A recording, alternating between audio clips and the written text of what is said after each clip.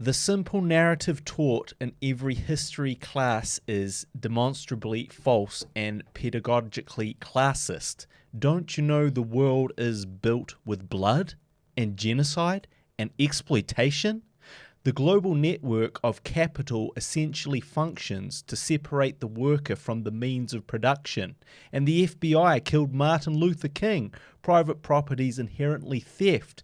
And neoliberal fascists are destroying the left. And every politician, every cop on the street protects the interests of the pedophilic corporate elite.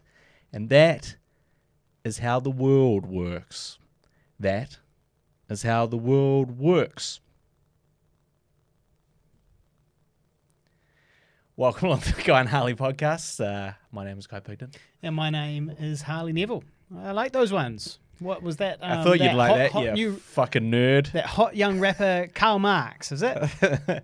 So that is from a comedy album, Bo Burnham's Inside, which is available on Netflix. We did discuss it recently, and that's from one of the songs on his album. Bo Burnham, talented man. So it's some good lyrics in there. Inspiring, original, talented Tongue man. twisters, but yeah. Yeah.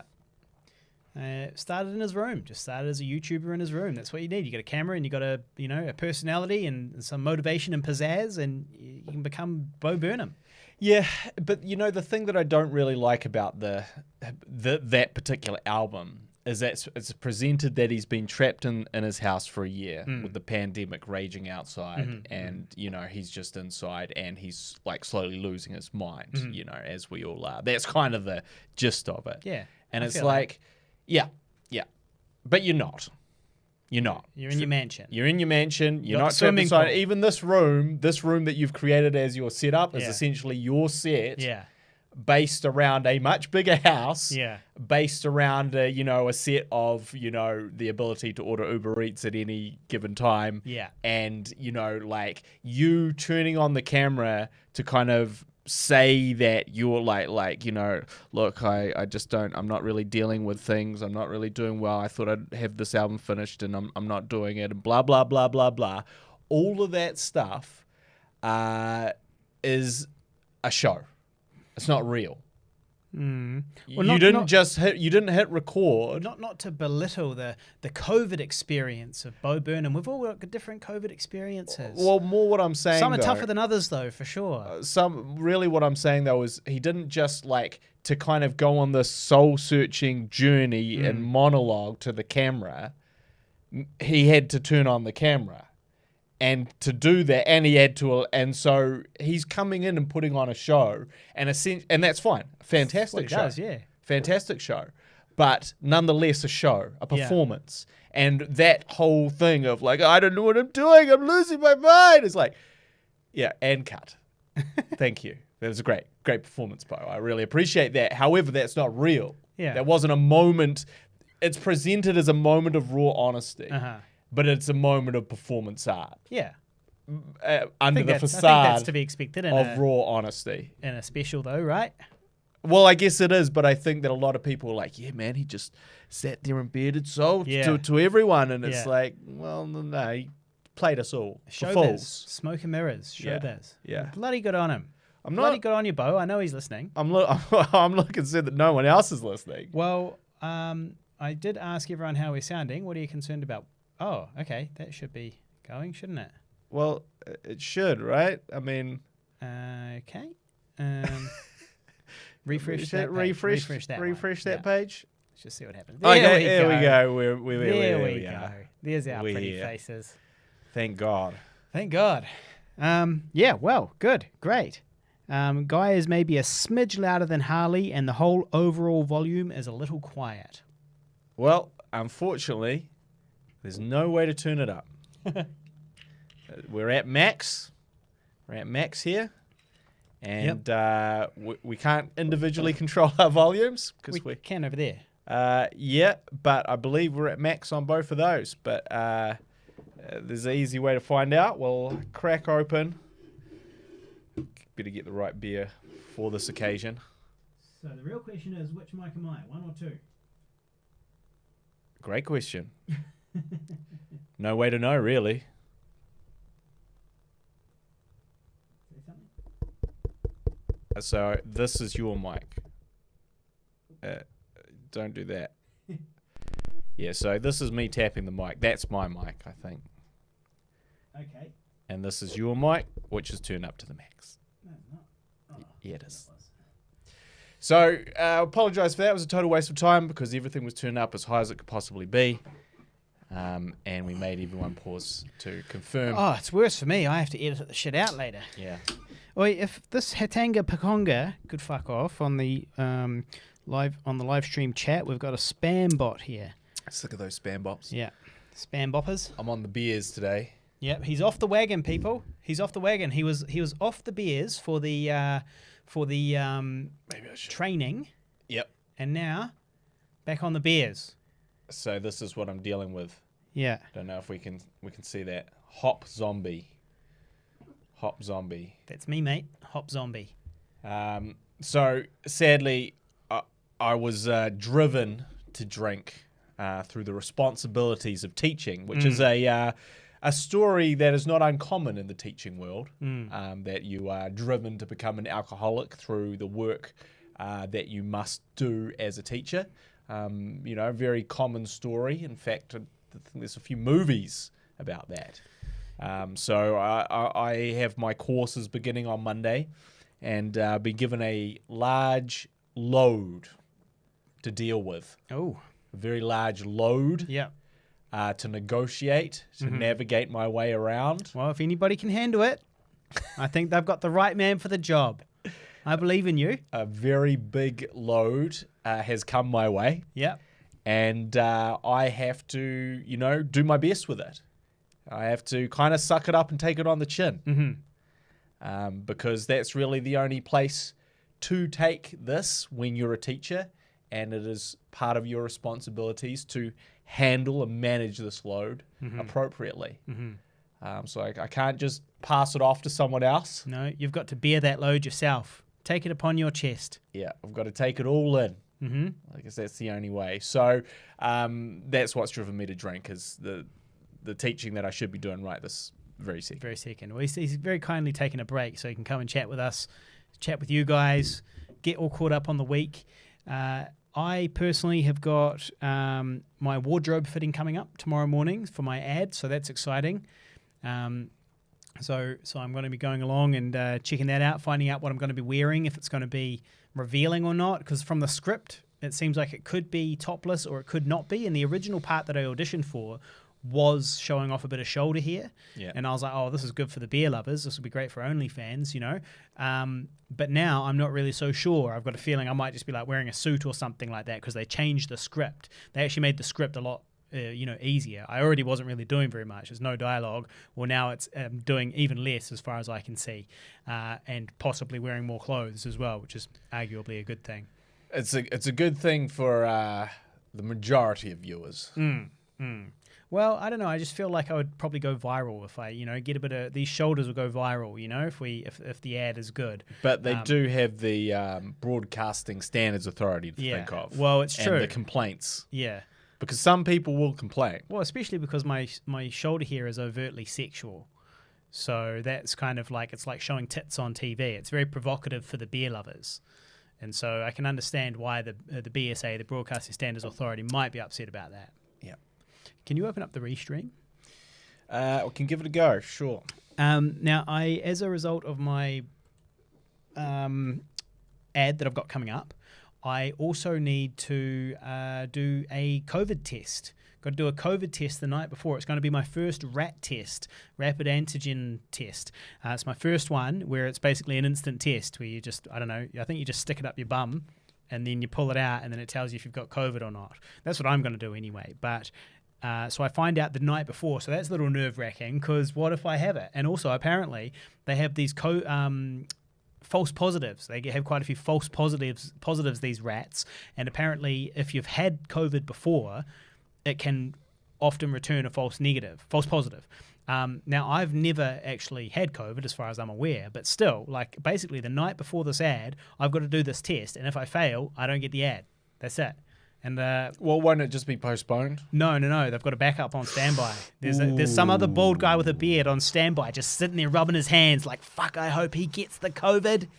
So when is that test? The test I've got, so I think I'm filming on Thursday. They haven't locked that in yet, but I think I'm filming on Thursday, and they're giving me the test tomorrow, and I've got to take the test on Wednesday evening. Well, it's a race against time, isn't it? Well, exactly, because I'm going to get it sometime. Yeah, we're all getting it now. It's coming through. 2,500 cases today, so that's the we to put that in context for our international listeners. Yeah, who are laughing. Up until a week ago, the maximum that we had ever had in the height of the pandemic, when it was at its most terrifying, when Delta was raging, was 200. It was like just 206 or something. It was 100, just under 200, I thought. Right, so it was around 200, whatever it was. It was not a huge amount. And then over the past week, we went from like, say, 200 up to like 400, 400 to 800, 800 up to like 1,200, 1,200 now we're up around that 2,400. That's what exponential growth looks like. And let me tell you, it happens quickly. And it's going to be ravaging our communities soon. I feel pity for those unvaxxed among us who are going to bear the brunt of it. Yeah. Unvaxxed and immunocompromised. Obviously, I've got more pity for the immunocompromised than the unvaxxed, but nevertheless, don't wish anybody any ill health. What about the protesters in Wellington? A little part of me definitely wants like the headline to be like COVID rips through anti-vaccine protest, because obviously that is like sensible that it's going to happen, that basically they're asking, by pretending that it doesn't exist and all getting together and not wearing masks and all being unvaccinated, it totally makes sense that they, would get it. And it seems like if they don't get it, they'll be like, see, I told you. But actually, it's like, wow, you got lucky. Okay, good for you guys. Thanks to us. And thanks to us. Yeah. Thanks to us, you guys didn't get it. All the vaccinated people you're around, you didn't have it. Yeah. You didn't get it. You didn't get it, and you didn't take it to the anti-vax rally. So, yeah, I mean, a little part of me obviously would be like, okay, I mean, it would be nice, just a little bit of COVID. Just let them get a little bit of COVID. But obviously, I understand that what we're talking about here is drilling holes in our own boat. We're talking about, like, if they catch it, that's not good for me, because I can still catch it, vaxxed or not. I can still catch it, right? So if they all get it and they're all walking around and they've all come from all over the country and now they're congregating on one place and then they're all going to go back. These disgusting plague-bearing fucking losers are all going to eventually go back when their little feces party finishes, and then they're going to take it with them all over the country. It's terrible. It's terrible. These people are responsible for a lot of deaths. So, well, they will be, I mean. Eventually they will be. Yeah. Yeah. Tyler Adams on the live stream, shout out to Tyler. He says that our last highlight is blowing up. Now, I haven't actually checked, so you have to let us know, mate. How many views has it got? I only uploaded it yesterday or the day before. So that's good to know, because we need those views. Got to get those views. We are climbing. I've been looking at our monthly views. We are going up. Our view time is going up. It's just very, very slow. But thank you to all you guys who come along and watch on the YouTube channel. 50 tabs. It's as easy as that, guys. Open up 50 tabs, 50 different episodes. Just keep it on streaming. Yeah. Said it once, I said it 1,000 times. Well, I've been doing this all the time from eight different accounts, and it hasn't worked. I'm doing it from 8 different accounts. Nah, I do think it would work, because I got I think it was my Spotify Wrap, and I saw a screen grab from it yesterday. I don't actually remember where I took the screen grab, but I suspect it was Spotify. And it said that I had listened to 2,200 and something hours worth of the Guy and Harley podcast in 2021 or you're our biggest fan in 2020, and I was like, but that's bullshit. Like, I haven't been listening to it on Spotify, so I'm not really sure where that was. But I guess the point is that it has counted my hours in some way. It's noted my hours. So yeah, I'm our biggest fan. That's what I'm saying. Yeah, well, it'd be quite interesting with these rapid antigen tests. Yeah, and also because essentially now what's happened is essentially what's happened is what they didn't want to happen, which is that everything's starting to be overwhelmed. The health system is not currently overwhelmed, but parts of it already are, and the part of it that already is now is the testing, is the PCR testing. Yeah. And so then if you can't get a test, you don't know if you've got it. If you don't know if you got it, are you isolating? Are you not? And then, okay, maybe it's just a cold. Okay, it wasn't a cold. It was COVID. I just gave it to 100 people. For the last 10 days that I wasn't isolating. And so it becomes a problem for people because obviously the first step, if you get COVID, is to find out you have COVID. And if you can't do that, it's a problem. And so I'm certainly thinking about that for my course. So I've opted to teach in person to begin with because I have a small class that can maintain social distancing. But that can only last until one of the people in the class get COVID, and then it will go to remote teaching. But how are we going to know if we can't get tested? Well, yeah. My brother was a close contact of somebody recently. I haven't heard anything from him, which I think means that He's dead. He's dead. No, I've seen him, which means that he probably doesn't have it. I assume he would text me if he had it. But he was a close contact, which makes sense because he's an MIQ guard. So he's quite close to them. He's quite close to those contacts. Yeah. Yeah. So earlier today, I left your house. Or actually, I entered your house. Yeah. And on the way in, I noticed there was what I would call the mystery of the Porch Pooper Part 2. Long-time listeners will recall that there's an episode called the Porch Pooper, which you should go back and listen to. The Porch Pooper and the one before it, I think, talk about it mostly, where somebody pooped on our porch at our old house, and we suspect it was our neighbour who had a vendetta against us because we broke into his house to film Older when he wasn't home. Yeah. Arguably, some righteous fury on his behalf. Well, I'd be way more upset. I mean, the thing that you have to understand, it sounds bad when you say you broke into a man's house. Yeah. And you filmed something without their permission while they weren't there. But that is by description what happened. That is what the police report would say. But then at the end of the police report, they would also say the house was empty. Yeah. It had some stuff in it. The house was pretty much empty of contents. People were still moving into it and had moved some of their belongings in. And they were moving in that night. Yeah. And we had gotten permission to film there earlier in the day. From who? From the people at the flat. Yeah. But they just happened to not be there when we needed to film. Yeah. So we were like, well, better start filming then. Yeah, and another important part of the story is that it was our old flat and we had just moved out, a couple of days beforehand, and they were just moving in and we still had a key, which we hadn't given back yet. To be fair, I think we'd actually moved out ages ago. One of the flatmates that was part of our flat was still at the flat and had just relinquished the entire flat to these new people. Yeah. But we hadn't just moved out. Yeah. We had moved out. But there was a transitional phase. We'd moved out a year ago. No, it was not a year ago. We'd moved out what was it? It was certainly quite a long time. So who lived there because after basically us? we transferred the flat on to Dylan, our flatmate. Right. And it was Dylan that we sort of brokered the deal to go back to the flat. Yeah. And he was like, well, I'm actually leaving this flat. Yeah. On this date. Yeah. So you better do it quick. Before then, yeah. And we're like, sweet, we'll do it on that date. Yeah. And then we went in and shot. And some of the new people's shit was already in the house. But when you said it was like a fucking some hippie's sleeping bag or something. No, wasn't it was like some boxes of stuff. People had started moving shit in. It was empty. There was boxes. I remember boxes in my room. I was like, there's boxes in my room. There might have been some boxes in your room. There was boxes in my room, but they were not mine. The entire flat as a whole was pretty empty because that was a problem for when we were filming. Because there was you wanted to disguise we're like, hey, all that. come in, and it's like there's nothing. This person doesn't live at this flat. Jenny doesn't live in her flat anymore. Yeah, she's moved out. Come back in to let Alex in this one time. And her hair's way longer. Her hair's a year longer now. Yeah. She has to hold it up. If you guys go back and watch Older, go to olderfilm.com. You can see the film, and there's a scene. Which scene? Well, maybe a spoiler alert, but Alex goes around and receives some bad news.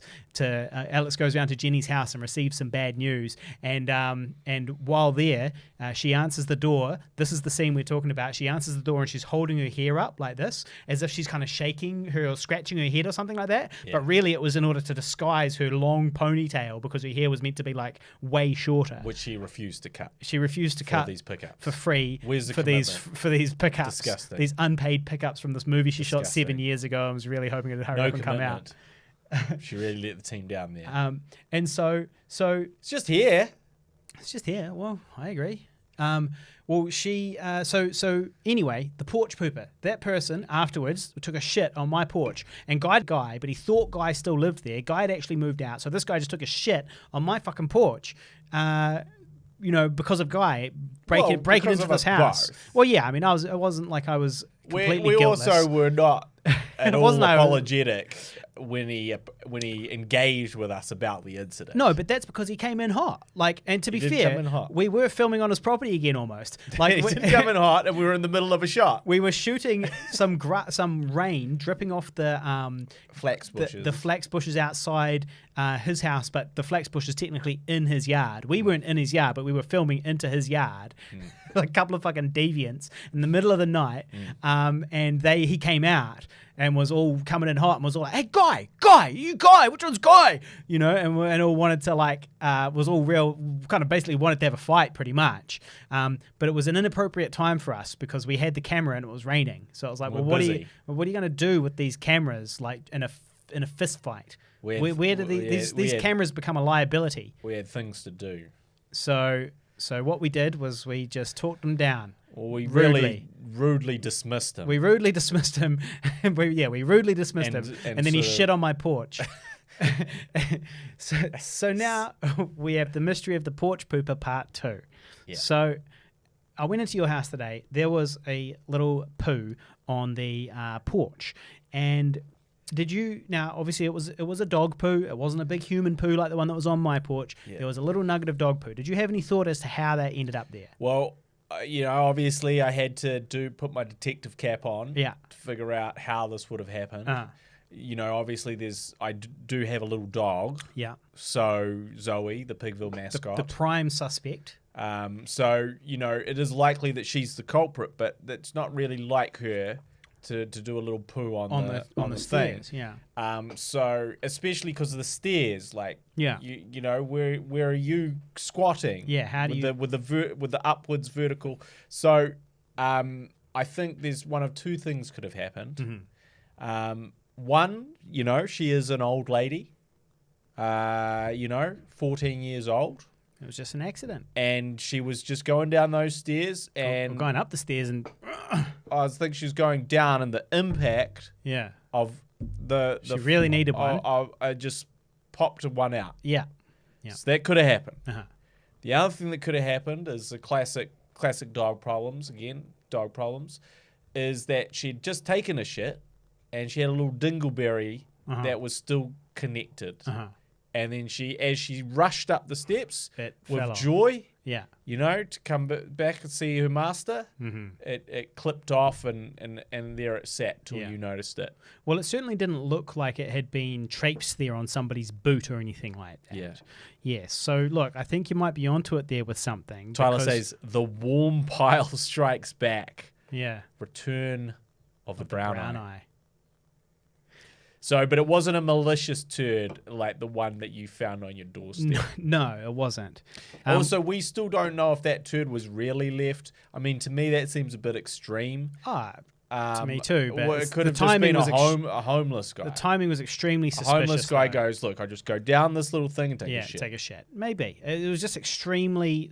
You could tell he was fucked off, and we had dismissed him, and he wanted his petty revenge. I really feel like the chances of it not being him are extremely slim.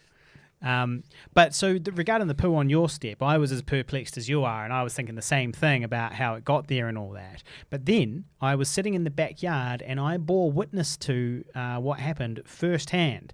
Because I was basking in the glory of the yard after having dodged several feces mines after you not having picked up the poos in the been a little yard. while. And then I saw young Zoe come out to have another one of these poos on the yard. And she was there for having an extremely long poo, struggling for ages. And I was like, what? Eventually I went over and checked on her. That's how long she was trying to poo for. And that's when I saw it there. Stinky. Ugly. Rotten. Putrid.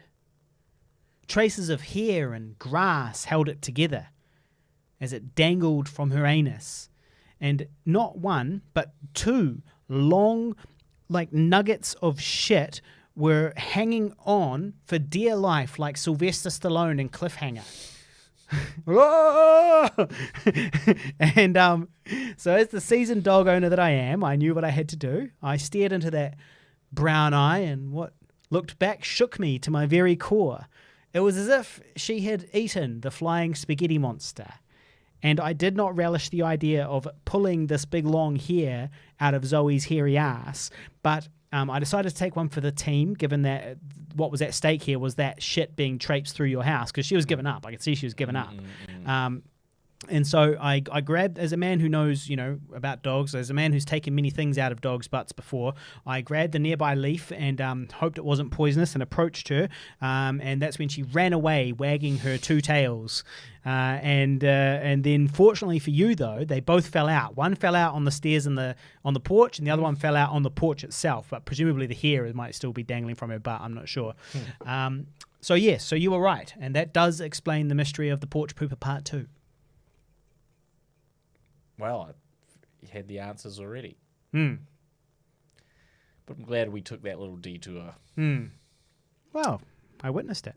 Yeah, well, I think I also have to attribute that to giving her too many pizza crusts. Because she loves pizza crusts. She goes crazy for them. And it's the only thing that I give to her that's not her actual food. And I think I just took it too far. It seemed like a hair, though. It seemed as if she'd eaten a long hair or something. Yeah. A couple of shout-outs. Ben Fowler, the man. Shout-out to Ben. Shout-out to my auntie BJ, living legend. She started tuning in as well. So shout-out there. Huda Moss, you the man. And that's all of my shout-outs at the moment. But also shout-out to all the regular Sifty 150 listeners. Neem Higgity, you know who you are. Well, all you dudes. Big shout-out to Ben Fowler, editor of Viva La Dirt League. Yeah. Viva La Dirt League have started a new Kickstarter. Have you looked into that? Last time I saw it, it was slightly under $1 million. Yeah, so the idea was they were to raise 100,000. 150,000. Or maybe it was 180,000 was their sort of first goal, and then they got stretch goals. Right. So they're like, we're looking for. So basically, they've done this before. They raised about $500,000, or maybe a little bit over, ultimately, for their Balin's Route short film that they did last year. And then this year, they're like, we're going to do another one, but it's not for a specific thing. It's going to be for a VLDL studio. So we're looking to make a studio because, and I sort of empathize with this, is that they're like, the problem is, we can't make things faster when, we have to go down to PB Tech, not PB Tech, the other one actually. Playtech. We have to go to Playtech and we have to shoot when they're not open. And they're open most of the time. So essentially they can shoot on one day and then maybe some evenings, right? And then the same goes for you go out, this is something that only a filmmaker can truly appreciate. But when you sort of go out into the middle of a forest because you're going to, shoot some sexy elves or something, or some zombies in mud, what you don't realize is you're like, okay, we got to get a whole fucking crew out here. We got to slip all the way down this muddy slope to get to the thing we want. There's these loud cicadas in the background going crazy that's ruining all the sound. And it started to rain, and we've only shot 30% of what we intended to, and repeat this over and over again. And so obviously, if you walk right onto a set and don't do shit, and everything's pre-lit, it becomes inherently easy, especially to do kind of fast turnaround content, which is what they're doing. The faster, the better, because their income is dependent on them releasing new things, and it doesn't matter necessarily, whether or not you really filmed it in the forest or not, because that's not really what it's about. It's about the humor and it's about the joke. So anyway, they asked for some money for the studio. They basically smashed that first goal within hours. Within 2 days, they've crossed the $1 million threshold. So they've raised $1 million. So now they're they've doubled the last time their Kickstarter was. And they will maybe be, I think, because they've still got like a month left of the campaign, essentially. So I don't think it's unlikely that they'll get to at least $2 million raised for the studio, which, I mean, is good because they're going to need it more than $2 million to make the whole studio. But I think, because studios are very expensive when you want to start building stuff in and having volumes and what have you. But yeah, so... that's what they're doing. $1 million in 2 days. Bloody good on them. I need to email them and be like, hey, I'm still around. I'm still around if you need any roles, anything coming up. I'm need around. A third funny, bald, weird-looking guy. Funny, bald guy.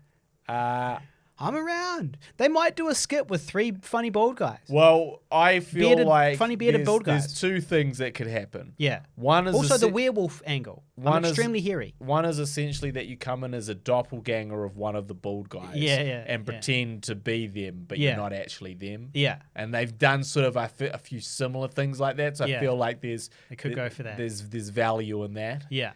And then you're right that. Or you're the brother of one of them that comes in. There you go. You're the brother of one of those bald guys, because if you're related, you would have to be bald as well. A bald, weird-looking guy. Just like me, my entire family is bald. Bald, weird-looking. That's not true. My entire family has head hair except for me, pretty much. Me and the postman. It's really weird. Now, I re-listened to our first ever live stream, which was episode 28 of the Guy and Harley podcast. I stumbled upon it because we live streamed it on the Pigville YouTube channel, youtube.com/Pigville and the number 2. And we live streamed it there, and I went and re-watched it the other day. It's good stuff, and so I'm thinking about uploading that to this channel as well, because our first live streamed one, proper live streamed one, was at like 130 or something like that. So this is way back, episode 28. So I'll throw that up on one of the channels, and I'll let you dudes know. If you want to keep in touch, keep up to date with all that, go facebook.com/Guy and Harley, and I'll post all that stuff there as well. Or I'll put it exclusively on our Patreon account. I don't know.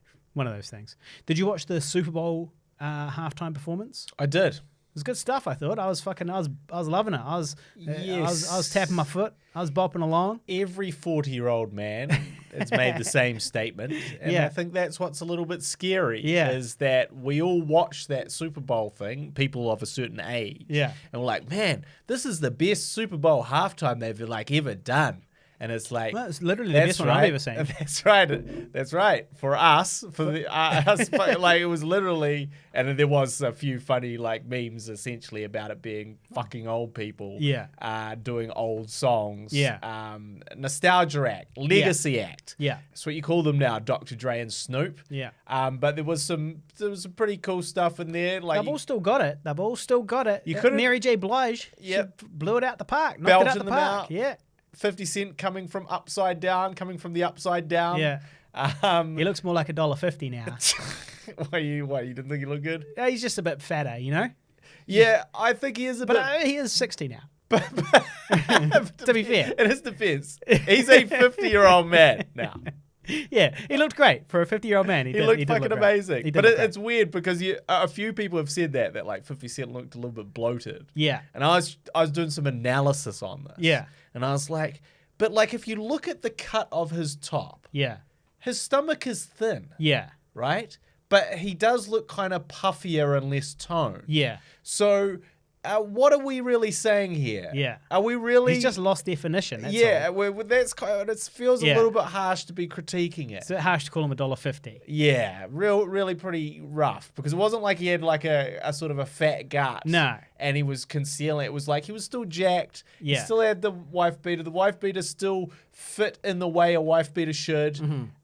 That's a tank top for our international listeners. Yeah. And yet... who don't beat their wives. We put a lot of scorn on his name for how he looked in that. Like you're not the first people. It's a cheap shot. You're not the first person to have said that though. Yeah, to me, he was a lot shitter though in terms of his performance as well. Like if you go when it started with Dre and then it went to Snoop, and then And then it went to 50, and it was like Dre and Snoop were really killing it. It was like, nothing had changed. A day hadn't passed. Like they were in their prime, is what it seemed like. But then 50, I was a bit like, I don't know. Like he just didn't really seem that. Like he just didn't quite have the charisma that the others in had. His defense, he's been shot 6 times. I was going to say, in his defense, 8 times. He's been practicing those songs for a decade less. Yeah. Well, it's true. That song. Yeah.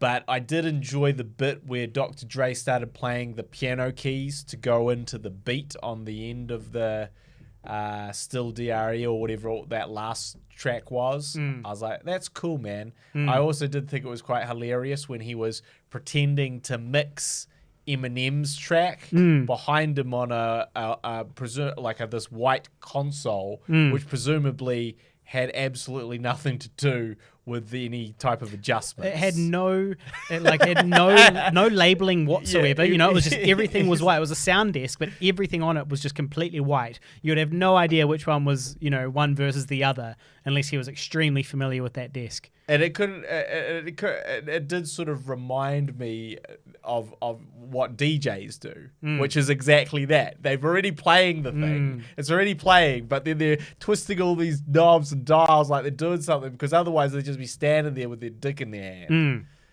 That's DJing, bro. Yeah.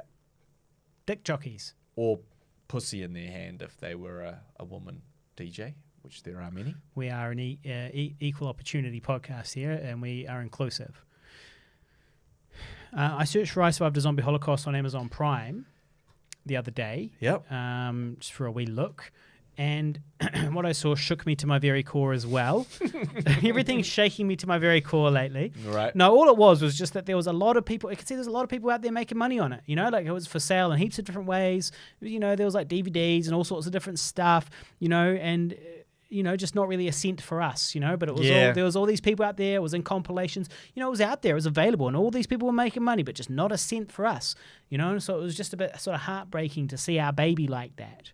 Yeah. I was like, is that my daughter in there? Is that my daughter in there? I was very upset. What's that from? Mystic River. Quite an obscure reference. It is obscure, but considering how long ago Mystic River came out and the sort of viewership of our podcast. Yeah. Tyler Adams knows all about it. Tyler Adams knows about it. He'll know about it. You'll see. All of them will know about it. It's what's the name of that actor? Sean Penn. Sean Penn. Yeah, Sean Penn. Is that my daughter in there? It is quite obscure. It's also quite bad taste because it's about a man whose daughter has been murdered. Yeah. No, it's not a true story, though. No, it's not. So all's fair and love and more. Yeah. Not to be confused with Mystic Pizza. Which one's that? The romantic comedy with Julia Roberts. Oh, okay. Yeah, don't get them mixed up. Terrible news. The chip shop near us has shut down. Oh, really? It's gone. Shut down. For good? For good, as far as I'm speculating, but it looks very much like they're packing it all down. Everything's all done. They haven't been opening lately, and everything's all closed up. And I went and poked my head in the window, had a wee peep through the window. I'm good at that. I've got lots of experience with that. And so I went up there, I peeped through the window, and it was all like stacked away and cleaned up. It's still a chip shop. It hasn't been gutted or anything, but it's no longer looking like it's open. And the thing is, I talked to the owner of that chip shop once, and he told me that he had been there for 27 years. Now, this is devastating news for me because do you know how long I've dreamed of living next to a chip shop? This is a childhood dream of mine, the idea that I might live next to a chip shop. I finally live next to one, and it closes down while I'm here. And it's been open for 27 years. What are the chances it's going to shut down when I'm here? Well, I was going to say, you probably dreamed of living next to a good chip shop. I like that chip shop. I didn't have a problem with it. I was okay with Terrible it. fish. You didn't like chips. Very average. Guy, I'm afraid... Cockroach infestation caused by the grease and fat that they dump outside. Also from the other business right there as well. There's 2 restaurants there, not just the one. But he owns them both. Why do you... does he? Why do you think that? Because they're connected. That doesn't mean... He's renting one half of it. I guess so. He leases one half of the building. I went into that other one and I wasn't getting the vibe that it was owned by the chip shop next door. Well, it's not been opening recently either. Oh, I've seen it, but me, it was like a Middle Eastern guy that when I went in there. Okay. The guy that on the first day out of lockdown, I went in there and had a beer, and it was a Middle Eastern guy, not a Chinese guy. So I don't think they're owned by the same people. But the point is that I'm a little bit. Actually, no. Actually, the point is that we can't trust your judgment on chip shops, actually, because you went to a chip shop and got food poisoning from it, and then still insisted on going back to that same chip shop. And I was like, I'm never going back to that chip shop again. I didn't even get sick, but I kept on going to the other one. I didn't order the same meal from there ever again. No, I mean that's good. So you learn from your mistakes. Yeah. And to be honest, that chip shop's bloody solid. Well, I like still this chip go shop. there. I like this chip shop. Well, not anymore. You don't. I thought that chip shop had closed down. You don't still go there. It's closed down as well. No, it's still open, The mate. chip shops everywhere in New Zealand and around the world are closing down. And I read an article about it, and apparently it's because of things like Uber Eats and all of that stuff. And basically, the people that own chip shops are not interested in Uber Eats, and they're oftentimes like older people. And they're just, their kids don't want to take over the business. Their kids are, gone to uni and they're studying and all that. There's no one to take over the business, and they don't want to keep up with the Uber side of things and all of that type of stuff. And so basically they're just becoming obsolete. And so enjoy them while you can, people, because the humble Kiwi chip shop is disappearing. Well, what will happen is it whittled down to only the good ones. Maybe, but they'll be few and far between. They'll be miles apart, You just have to make that journey. Yeah, well, I don't want to make the journey. I want to make the journey next door. Well, man, it was handy. I'm not going to deny that. Well, because that's but every single thing I ate from there was terrible. I liked that. Chips were bad. The fish was unedible. Inedible. It was good. Inedible. It was good. The burgers. The Chinese from there. It's good stuff. Nope. Who are you going to trust, people? The guy that went back to the place that gave him food poisoning? Or the guy who didn't go back to the place that gave them food poisoning? That was a brutal food poisoning. That's actually probably the last time that I've had like really severe food poisoning. Yeah. But I gave them another shot, and they repaid my faith with not giving me food poisoning and delivering good crispy chips. Yeah. That's if you can get the chips right, everything else is forgivable. everything else will follow. But if you can't get the chips right, I'm sorry. If you're doing old chips, like chips have an expiry date, and if you go past them because you want to make some money, you want to save some money, which many chip shops do, that's where you run into the problems. Because they don't get crispy old chips, and they taste still bruised and disgusting. You would know that as a former chip shop worker. This is the thing. You're an expert. Well, you say, who are you going to trust? Trust the fish and chip expert who used to cook at a fish and chip shop, who did questionably bad fish and chip things, because now I can spot them a mile away. And I spot some problems with Steve's. Yeah. So you're professional. One professional to another. One professional opinion, I'd be like, you're slipping, bruh. Yeah. I know what you're doing. I see what you're doing with these chips. I see why they're not crisping up. 27 years, or maybe 23 or 27 years. He's, maybe he's just he's done with it now. He's like, you know what? Fuck it. COVID, we're not really making that much money. I'm past retirement age anyway. We've been here for 27 years. Let's just, sell up and get the fuck out of here. There's nothing to sell, though, unfortunately. I don't know. I mean, the business there, he might have a lease for that house, for that shop for 5 years or whatever, and he's got a business there. So if you and I wanted to open a chip shop, we could buy that chip shop. We don't buy the building. We're just buying the lease and all the gear inside it, and the brand, and the location, the fact that everybody knows it's a chip shop, and we start using your cooking expertise, your chip shop cooking expertise. It's back to flipping burgers. And then we set up a wee business next door. 16, directly next door. 15, 16 again, flipping fucking burgers. Yeah, that'd be all right. I remember when your car caught fire outside the chip shop. Yep. That was a hoot. Cortina caught fire as I was driving it. That's why they call it a Cortina, because it's a Cortina on fire. Well, fucking get a Cortina. It's reliable, they said. Yeah. Never break down. Well, they don't break down. They just catch on fire. It was like a tank. It was this big, wide, low, giant. And what year? Do you know what year it was? I don't know. It was old. To be fair. Yeah. It didn't stop driving It was just on fire. It was just on fire. It was like a scene from Mad Max. The engine was burning, but it was just like still Mad driving. Max. It was exactly like Mad Max. Yeah. And Guy was hanging out the top with his guitar. This 16-year-old guy with his long hair and a guitar, Yelling. and the flames. Yelling, "Oh, what a day! What a lovely day!" Yeah. Yeah. I remember like it was yesterday. Yeah. So I'm not glad that he's shut up shop, but I also feel like you've got to deliver something more than he was. Well, but another concern, right, is that what's going to happen next door now? We've got a bad option, which is that it sits there completely empty and basically just becomes an area for miscreants, because it's kind of an alleyway. There's kind of an area there where if there's no business there, miscreants might congregate, and they already do congregate. Protesters. Maybe get some protesters down there. They congregate down the alleyway a little bit, so they'll just move on up, and they'll be next to our house, and we don't want that. So hopefully a nice business goes in there. Hopefully the place next door buys it, rebrands, and opens it all up. I've never seen anyone in that restaurant.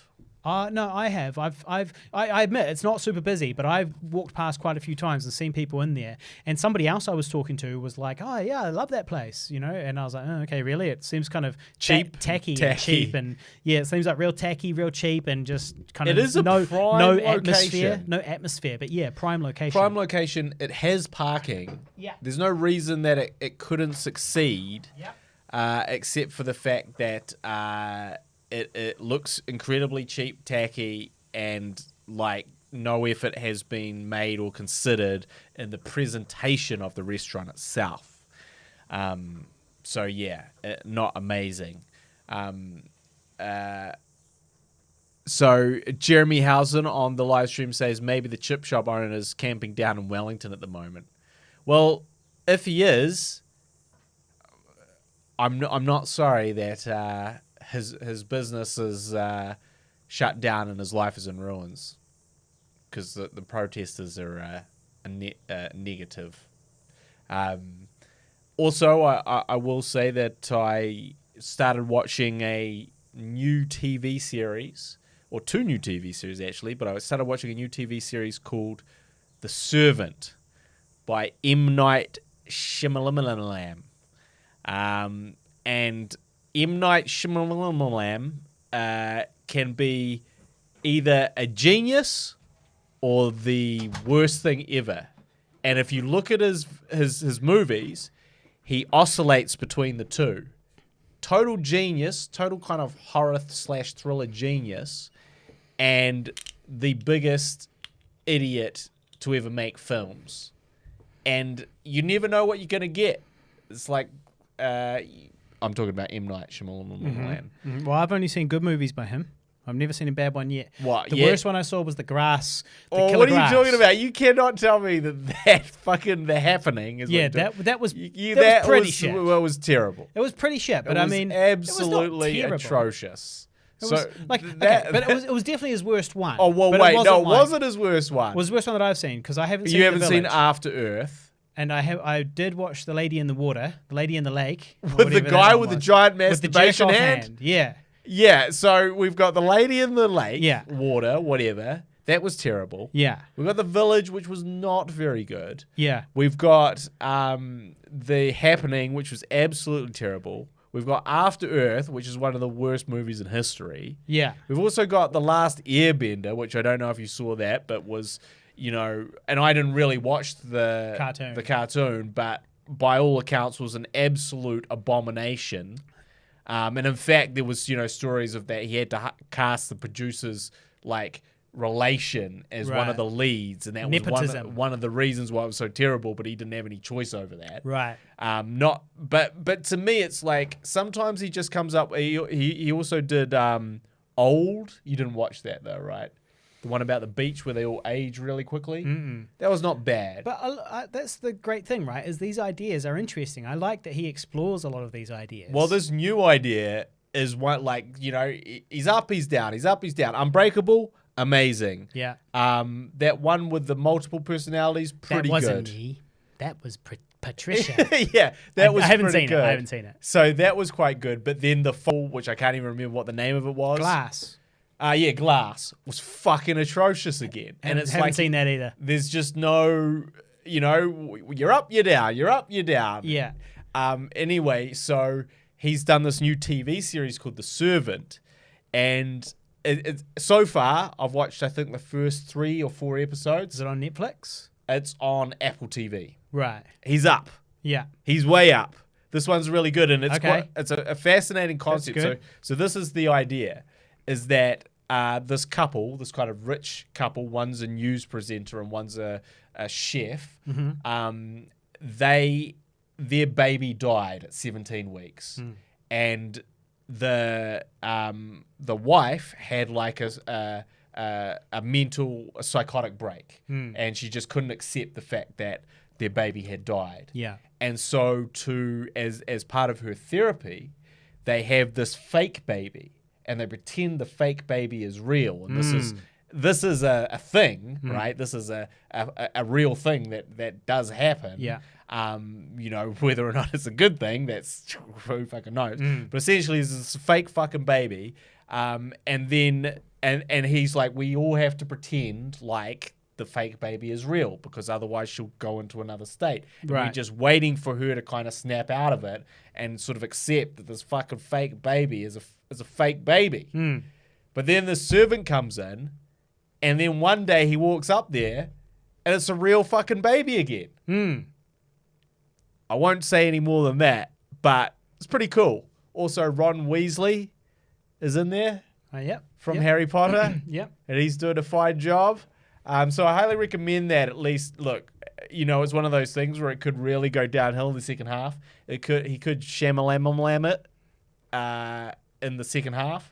First half, great. So definitely go. recommend checking that out. The Servant. I've got another quick shout out. Oh, I just wanted to say, because you mentioned Jeremy said about if the cockroaches, if The cockroaches, the chip shop owner the fish and chip was shop camping owner. in Wellington, and I was going to say that does explain the cockroaches. If this grub has gone down to Wellington to be a grub amongst the anti-vaxxers, that would explain the grubbiness, general grubbiness, and the cockroaches everywhere. He's probably got cockroaches crawling out of his orifices if he's down there at that protest, I'd say. But I've got a bit of a feedback here from Tommy Schwela. Hey man, I'm enjoying these last few podcasts. I think you and Guy have found a new joy de vivre after that 9-hour blowout. Oh, yeah. I'm enjoying the Jab chat and the Bumble files. And then, so that's good. That's some nice feedback. Thank you, Tommy. But he's got a little bit of something here. He goes, speaking of Bumble, and I thought this was quite interesting. This is related to, he's in Wellington, okay?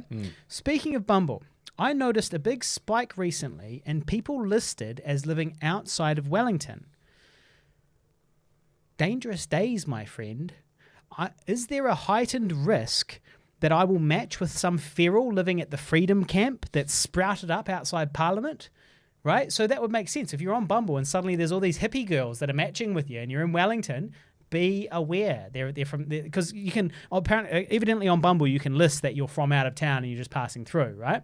And so he has noticed a spike in them. So if you're in Wellington and you're on Bumble or Tinder and you notice an increase in hippies, just be aware. Be aware. You might be catching more than just HIV. Might be COVID too. Yeah, well, it's interesting because, they got nothing better to do than be just think about these protesters all day. Lying around in their filth and squalor. What the fuck are they doing? They're partying, and you see the shots from above of this camp, and it's supposed to look really impressive. But what they are is, it's like there's all these cars, right? Woodstock. There's all these cars, and there's all these tents, and then there's a few little people. But basically, the cars and tents are taking up all the room. Each car, not every single car, but a lot of cars are actually representing one or two people who came in one or two people. And so a car and a tent can represent just one person, plus the person, in the photo. So the person can be in the crowd, they can have a tent in the camping ground and a car blocking the street. That's 3 things from one traveller, from one freedom ass.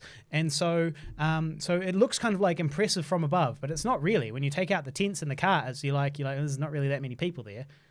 Why are we still talking about this? Well, we're talking about them because no one's moving them on. The police don't want violence. Yeah, well, look, I think It's time for the police to choose violence. yeah. But they're not choosing it. We're waiting for them to choose it. They're not choosing it. Where they fucked up was they just shouldn't have let them encamp in the first place. Like it should have been They that got they arrived. ensconced. They did. Like these people arrived, and it should have been like, okay, cool, well, you're moved on. Like we tow your car literally straight away. As soon as you park somewhere you're not allowed to park, the car gets towed, just like normal. Yeah. But that's not what happened. I guess they thought they were just going to show up. The cops just sort of thought they'd show up, wave their wee signs and spit on each other and then fuck off home.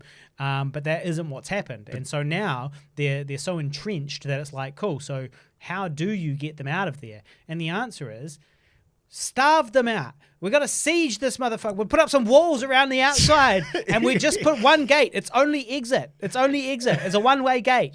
Right, we starve them. It's a siege. It's as oldest tactic. It's as old as the hills. Starve them out. What are we doing? Why are we letting them into the shops? They've got a herb garden. That won't last very long in there. Yeah, it is disturbing to see that they're literally planting gardens in the fucking they're literally planting fucking planter boxes like along the bank of Parliament, and it's like. This is getting a little bit crazy, guys. That you can't, the police, when you see someone putting in a herb garden, you have to intervene. That's too much. It's time to intervene. When you see that, you see the trowels come out. Yeah. That's when the pepper spray comes out. Yeah.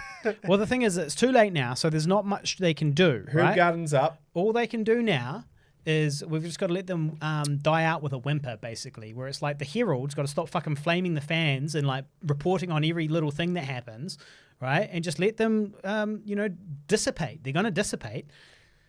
The problem is that now it's the weekend, right? So people are like, cool, let's head down to the rave for the weekend. Yeah. And then they head down and party on at the weekend, and then that is going to prop them up for another week, especially if you're charged to get in. Imagine if they start charging to get into the rave. They go, cool, mate. Yeah, come along to the rave. It's $10 per person. And then all these people come along, and once a weekend they come along and empty fill up the coffers.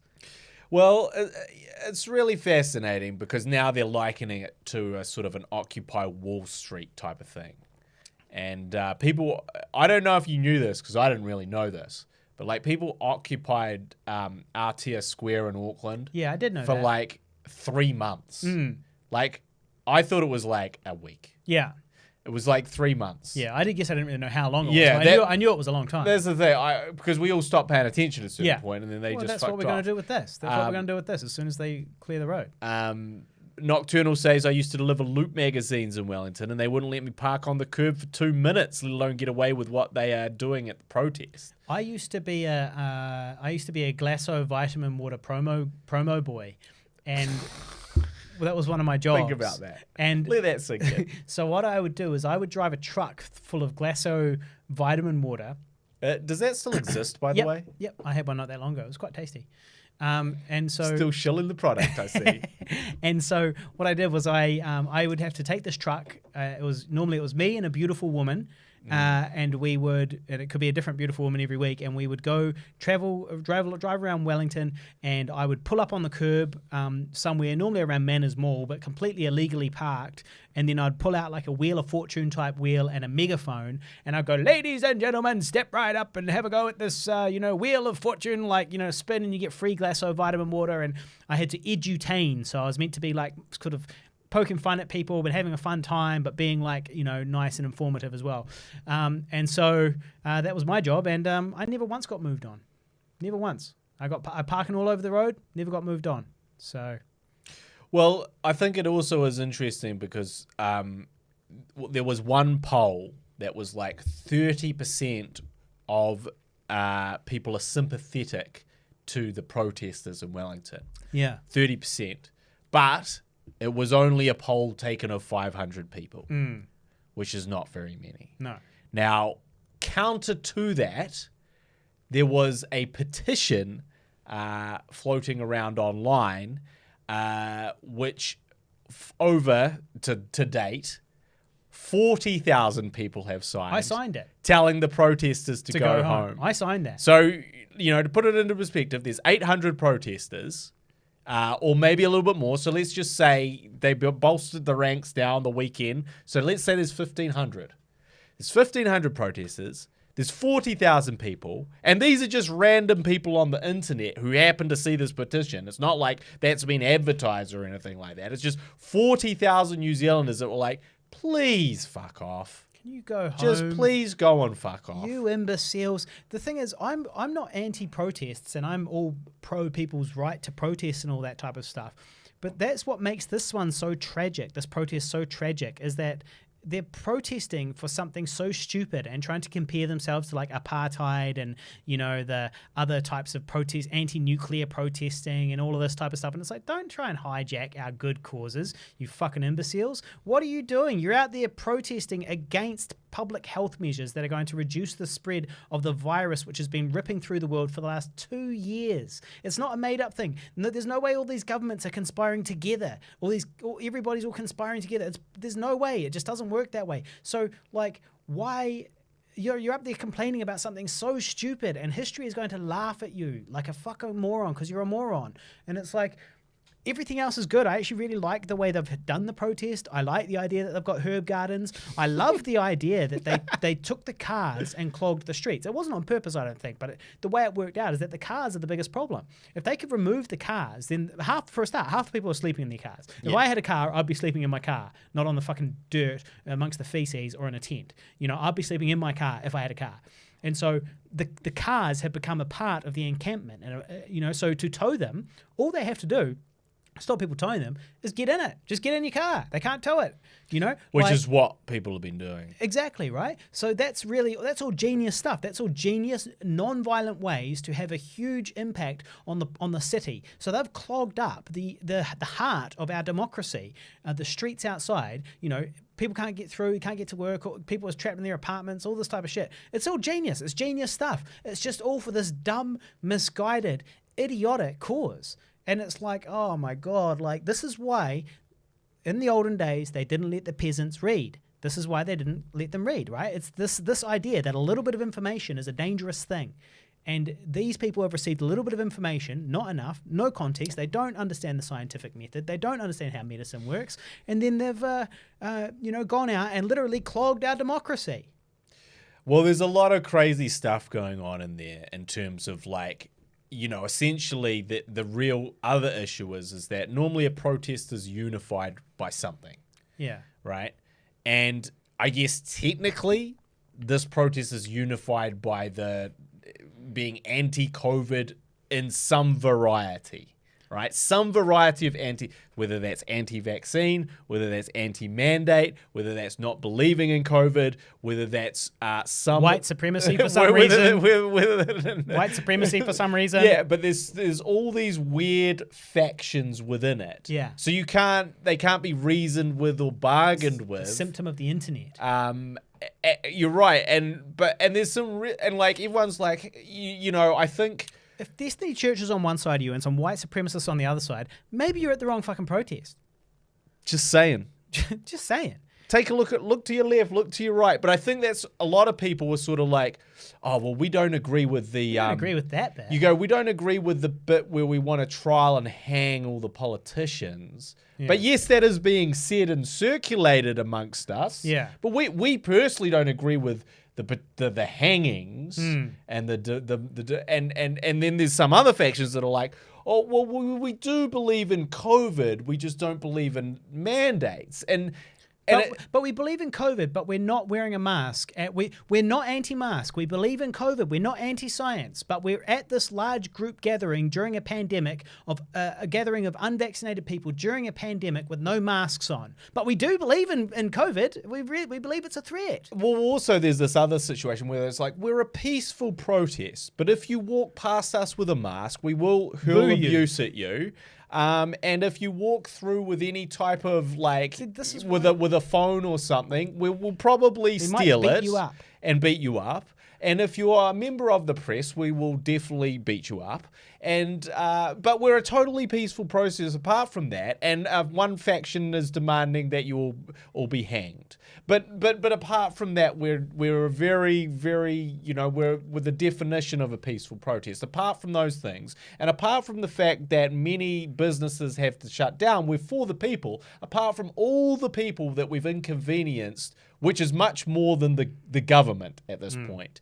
All the resources that have to be allocated to monitor us, while real crimes are being committed. But we are for the people, just not any people in Wellington in this area. One of the most disappointing things for me, teacher's perspective, of course, driven to drink, of course, was that essentially they had to shut down part of one of the Wellington universities, Victoria University, I'm assuming. Essentially, they had to shut down the Thorndon section of it because people did not feel safe walking there wearing a mask. So they couldn't fucking go and get an education because of these cunts being abusive. If you're a peaceful protest and some guy walks past to go get an education to further and better his life or her life, then can you really say that you're for the fucking people? Because to me, that's like the epitome of being a total righteous asshole that is only interested in your own agenda, not for the people at all. But, there's a lot of stuff, and it's madness, but it's going to keep going. Madness. You said it was going to get rid of it. But yeah, no, you're right. It's still there. It's just like the 10% of teapot, this whole COVID thing. This whole COVID thing. 10% of teapot. Be blow over by next week. Well, said 2 years ago on the Guy in the Harley podcast. I haven't caught it yet. 10% of teapot. Statistically, it's true. I'm more likely to die driving to the supermarket to buy my hand sanitizer than I am to. Well, you're more likely catch to the die virus. Walking past those protesters than you are catching COVID. Yeah, of COVID, I guess. Yeah, but the thing, basically, I think the thing that unites them most, you got left wing, you got right wing, you've got like Nazis, ethnic minorities, you've got racist you've Nazis, got conspiracy theorists, you've got conspiracy theorists, you've got people who are legitimately just anti the mandate, who are you probably do quite have sensible. There's normal probably people in there too. A small enclave of these sensible people may or may not be there, but generally speaking, I think what unites them is their willingness to accept pseudoscience and their lack of understanding of the scientific method. So you've got people from all different denominations, but they're all from the bottom of their denominations, like the dumb left-wing people and the dumb right-wing people and the dumbest conspiracy people, all of the dumbest Nazis, they're all there, So that's kind of what I think. I think what's going on there. That's why you've got such a wide spectrum. It's not because it's a political thing, it's an intelligence thing. They're lacking it. Yeah, it's sad to see. But, we can only hope that the police get out the pepper spray. Nah, I think that's actually not what we want. We need them to end. I would love to kind of see, like, a heavy hand. The ideal part of me. The ideal place for them to end is they all get sick. Well, yeah. And have to go and get treatment. Exactly. And they're like, because they all got sick from the fucking thing. Yeah, exactly. Yeah. But I guess what I want is I want it to just peter out into a whimper where you've got these hardcores, and you start to see them for what they are, these kind of bums and, hobos and conspiracy theorists and lunatics, and basically just kind of ends up being this embarrassing thing. It's already an embarrassing thing, but even more so, and kind of loses its, interest, and people kind of drift away and start kind of disassociating with it. They go, I can't believe I used to be a Trump supporter. I can't believe I thought all these politicians were going to get hanged. Yeah, in New Zealand. Yeah. Well, I did see that Nocturnal says, where were these guys during the cannabis referendum? I tell you what. They're at home smoking weed. Too lazy probably. Yeah, maybe. Get out there. Yeah. Unmotivated. Stoners. They probably would have voted my way in the cannabis referendum, I assume. Yeah. But they didn't get outside and protest. But I see that Tyler Adams has a couple of camera nerd questions for you. I do have. So I actually was about to say I have no recommendations, but of course I am the savage filmmaker. I give tips. I can't forget my line name. Yeah. Tips, tricks, and advice.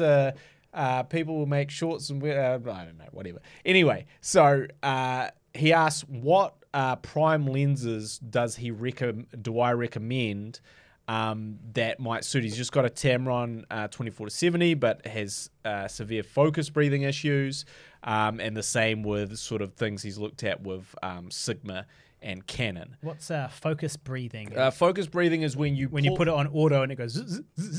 Well, sort of. It's when you pull focus from one your sort of plane of focus changes. Yeah.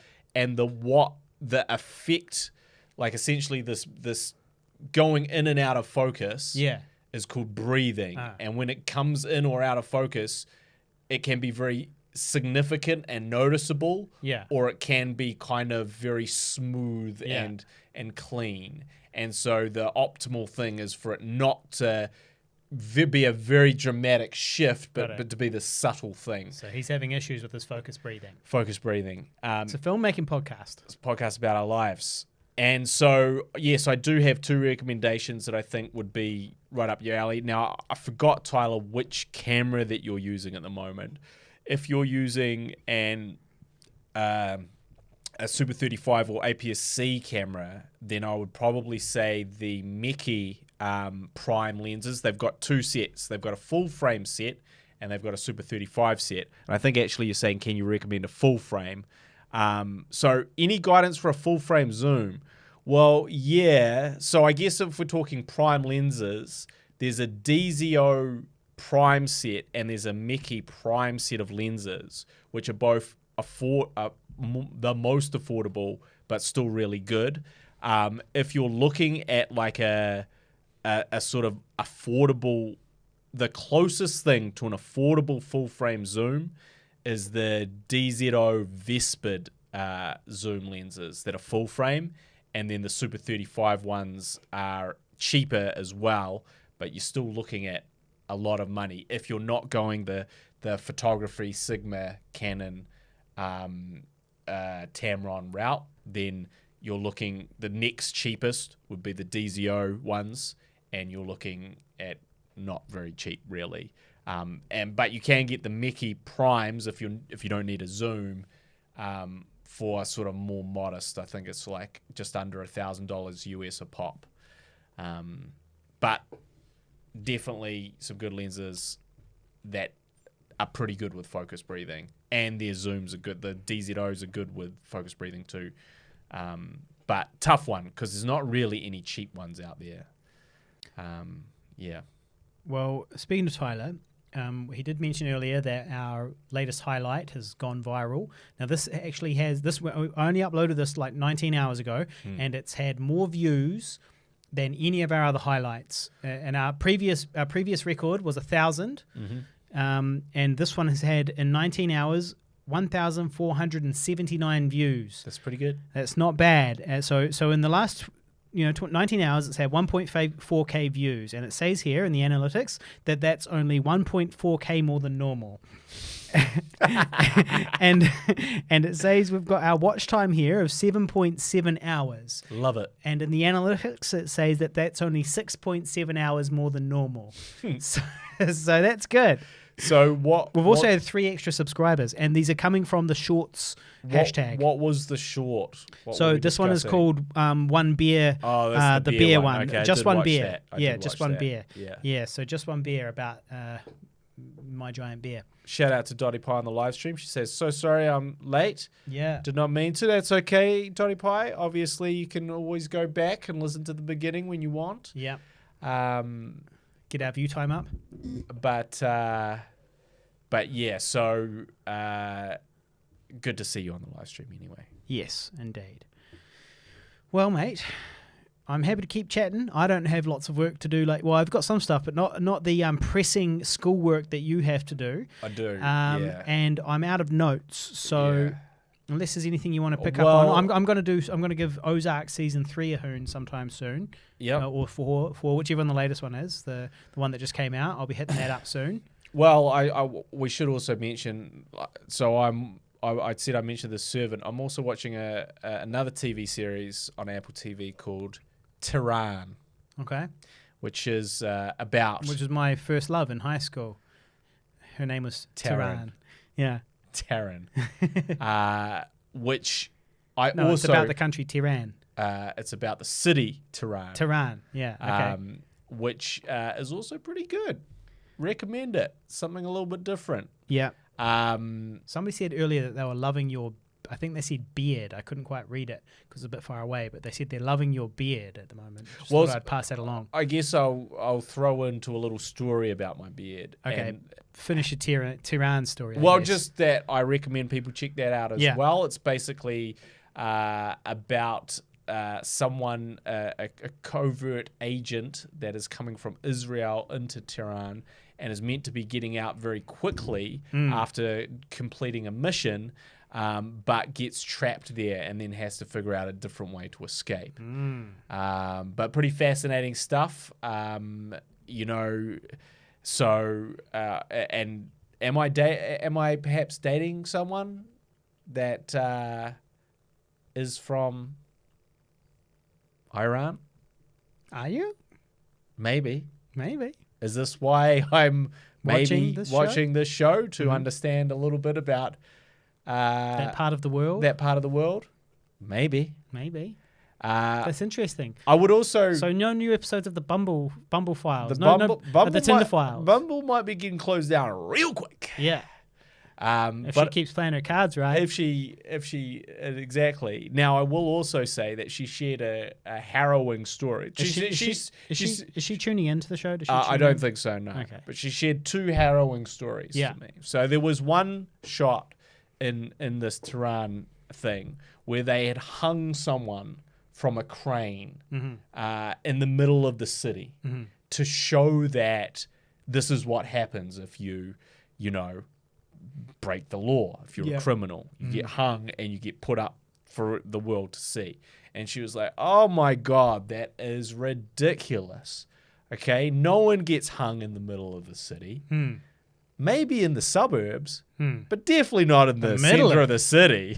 These killers have some respect. Which I thought... Some sense of civic duty. Which I thought was macabrely hilarious. Never in the middle of the city like that. Sure, in the suburbs. Yeah. But never in the city. Yeah. Are they going to put someone on a crane? There was somebody that either got hung from a crane. No, I'm not saying which country. I can't remember which country it was, but I remember seeing the video and somebody was hung from a crane, but then it actually, I think it was when Afghanistan fell actually, and they were talking about hanging somebody from a crane, but then it turned out that he was strung up there, but not by his neck, and he was up there voluntarily. And I was like, okay, it was an anticlimax. Well, anyway, only the suburbs apparently. Yeah. Okay, second thing that came out of that is we were sort of discussing the protesters. And she was like, yeah, it's a real different world over there. And I was like, well, what do you mean? And she was like, well, there is frequently protests in Iran about the government and what's going on there and, you know, what people aren't happy about and all this sort of thing. She was like, so this was an example of a protest, and it was like this huge, it was called the Green Protest, and it was this huge example of people filling the streets. We're not talking about 800 people here. We're talking about thousands upon thousands of people. They're all holding up these green things because they were unhappy with essentially what had happened is someone had been put into as the supreme leader who no one liked, so it was obvious the election was rigged. Yeah. Right? And this was the protest against that. You know what happened to those protesters? The military went down and shot the fuck out of them, and then they all went away. The end. That's the end of that. That guy, that person that they protest against, remained in power for 8 years, and then after 8 years, they're like, you know what? Okay, we're aware of those protests where we shot the fuck out of all of you, and that wasn't really good for anyone. So we'll put someone slightly more left-leaning in this time. Okay, so that's what happened on one of them. Another instance that is, again, similar to the protests here at Parliament. Again, what did the government do? Came down and shot the fuck out of them until they all went away. That's what they did to the protesters. They shot the fuck out of them. And then there was like, she was sort of discussing that like after that protest where they shot the fuck out, and this was the second protest where they shot the fuck out of people, right? That someone had hacked like a bunch of places to list the names of all the people that have been killed in that protest. Right. We don't forget these people. We remember these people. Yeah. But They still shot the fuck out of those people, and that's how they ended that protest. And I think what's important to remember as a spoiled little country, this little, and these spoiled little people that are complaining, is that that's what happens when you really want to talk about all the things oppression, that you reference. the oppression, when you talk and all about of that. Hitler. And you talk about, But they're going to say that that's the next step. They're going to say, "Well, that's a slippery slope, and we've got to stop it now." but actually, before it reaches that stage, the reality is, if you want to make those comparisons, then you have to be aware of that's what they do to protesters. So you really don't want to be making those comparisons because you really don't want to be living in that world, in that type of country, in that type of true oppression. But I just think that's such a stark contrast to here the police like, you know what? We're not going to do anything because we don't want to cause any a scene. escalation of violence here. We don't want to hurt anyone. We don't want to upset anyone too much. better We're not this going to way. tow their cars. We're just going to let them camp out here forever. Because you know what? We don't want any incidents. Over there, they just shoot the fuck out of you. So I just think it's always just so, like, that's perspective that we don't have that we really need. That's real oppression. So grow the fuck up, everyone protesting down in Wellington, please. Agreed. Even our friends. Did we? Have you got some friends? Only the star of our last feature film. Yeah. One of the stars of our last feature film. I've been seeing her videos. Looks like a great time. Looks like fun. They're having like a dance party. Yeah. And, But I think that, and you're right, it does look like looks like a great nice time. This is why it's so But I also sad think that they're so misleaded. there's that. Misled. And then there's like What an it really is. undercurrent. The raping, the abusing, And the, like, Think of all it's like, yeah, look, everything's... all the allegations that are going to come out after all Well, this. it's also just like everything's cool on this level, but you decide to put a mask on today. Yeah. Maybe not everyone's quite so free and fun-loving anymore. Well, I did see somebody, a journalist, getting beaten up who was apparently wanting to do a story. He says he wanted to do a story looking at the positive aspects of the protest. And but he was not necessarily like a anti-vax. He wasn't their cause. he just wanted but to he wanted cover to it. go and do a story about it. But the goal wasn't to go and do a smear campaign. The goal was to go and find out what's good. And so he was there filming, trying to interview somebody, and somebody took offense to it, and they basically, and somebody else was filming people, and and basically they grabbed him and his cameraman and bashed them. And just beat them up, and he had like a big old bruise on his face, and like bashed him and took him out. And like there's footage of them doing it, so there's no denying that they did it, and there's no deny. It's not like he was going in there and like trying to start a fight. He was in there being a journalist, fucking freedom of speech. These guys care about freedom so much. Well, get out the fucking way. Like, why can't I go down there and film? If I'm a pro-vaxxer, why can't I go down there and film? If you're so pro-freedom, that's my free choice to do it. Get out the way. These fucking they really get my blood boiling a little bit. Well, they do.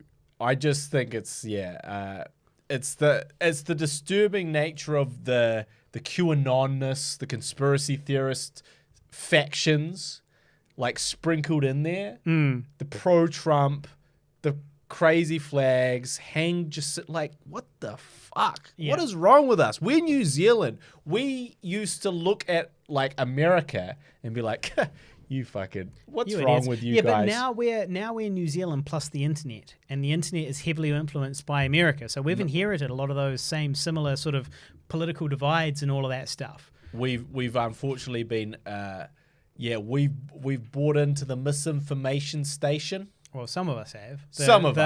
Those among us who don't have the ability to think critically. 1,500 of the 40,000 imbeciles that voted against them staying there. The 1,500 imbeciles that the frickin' New Zealand Herald has been deifying lately, giving them all the news time for fucking 1,500 losers max, like dirty hippies, a lot of them. I saw the videos. They were dirty hippies.